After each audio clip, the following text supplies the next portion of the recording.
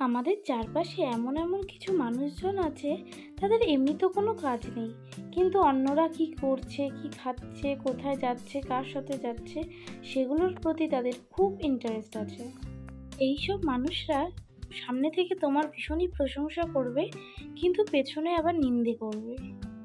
আর এই সব মানুষজন শুধুমাত্র আমাদের চারিপাশে নয়, আমাদের ফ্রেন্ড লিস্টেও আছে, আমার ফলোয়ার্সদের মধ্যেও আছে, যারা সবসময় দেখছে তুমি কি পোস্ট করছো।